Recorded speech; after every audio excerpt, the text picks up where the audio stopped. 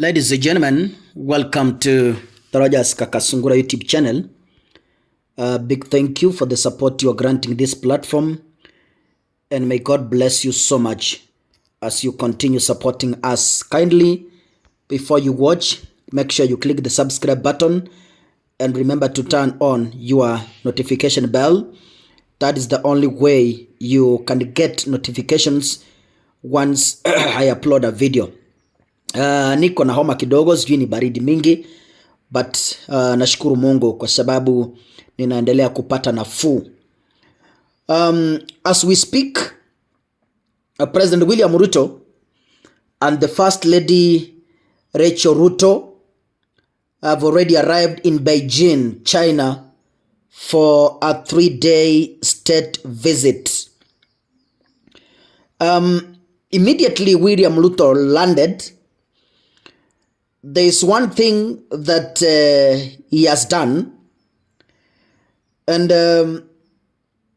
it seems that Ruto is not being welcome in USA. The person who supported William Ruto was Joe Biden, and Ruto had hopes that Joe was going to retain power for a second term, so that maybe they retire with him if Ruto fights his way to the second term.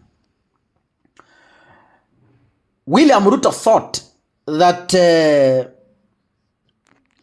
Biden, his vice president, was to win an election because Joe stepped out of the race in what was said that is not feeling healthy. But it never came to pass. Trump took power. And it was a big blow to William Ruto, because whatever they had planned with the past regime seemed to be reversed. One of the dailies in Kenya did a story and said, William Ruto and other African presidents have been shown a middle finger by Trump's administration.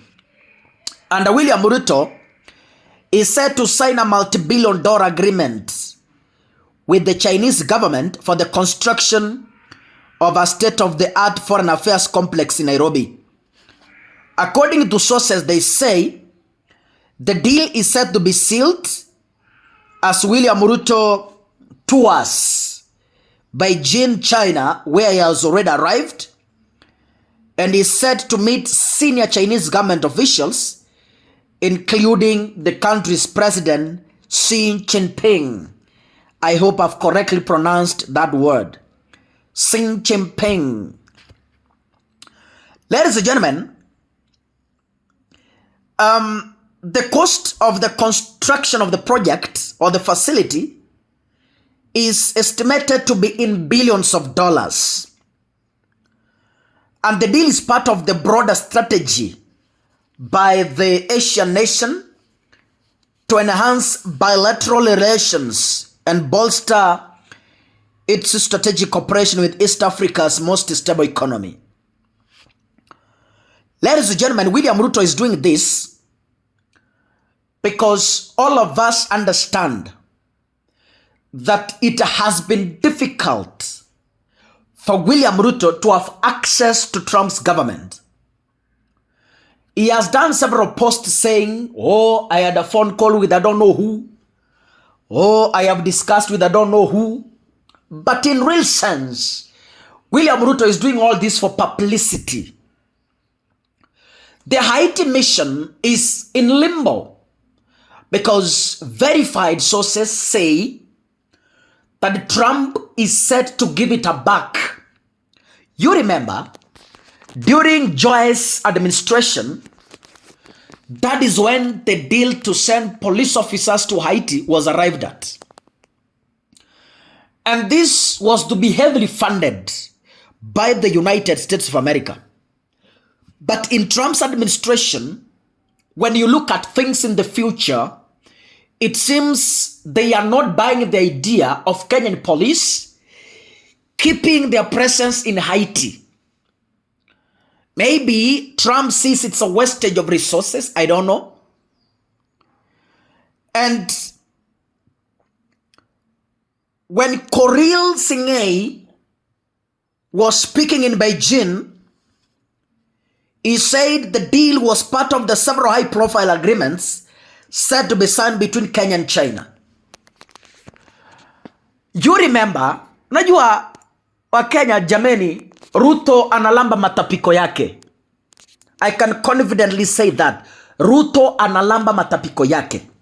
For those of you who follow political happenings in this country or current affairs, you can be able to recall when William Ruto took power immediately, he shifted his focus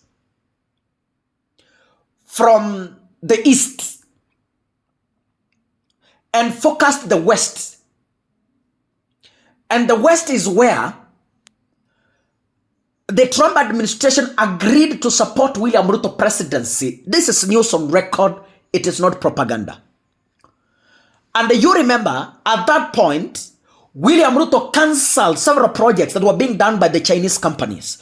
One of them is reversing the construction of Naivasha port. You remember? Akasema, sijui nini, cancelled the deal. And so many other deals. Another one was the expressway. And William Ruto vowed never again to go back to China because he said the retired President Uhuru Kenyatta used China to loot public debt. Yani wanaboro, wanakula. They don't use that debt to develop and to get income to repay the loan. So, when William Ruto goes back to China to sign multi-billion projects, it is a sign of weakness for a president who vowed in public never to go back to China again.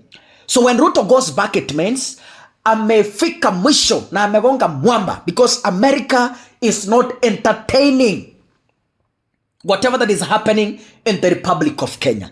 Ladies and gentlemen, maybe let's wait and see. You heard the CS for Finance, our very own expert, John Mbadi, saying that by 2032, Kenya will not have a loan to pay. Now you wonder, the multi-billion agreements they are signing, who is going to pay them? I think we have a problem in Kenya kwanza, and we need to sort this mess once and for all. If we are very serious about this, let's agree that the Kenya Kwanza administration must go home in 2027. And by the way, elections are supposed to be held next year.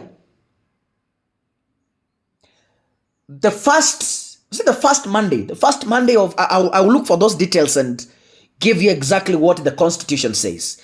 But as we speak, Ruto has gone back to China, and that is a failure. A man speaks and holds on to his word. God bless you. See you in the next episode. Asanteni sana.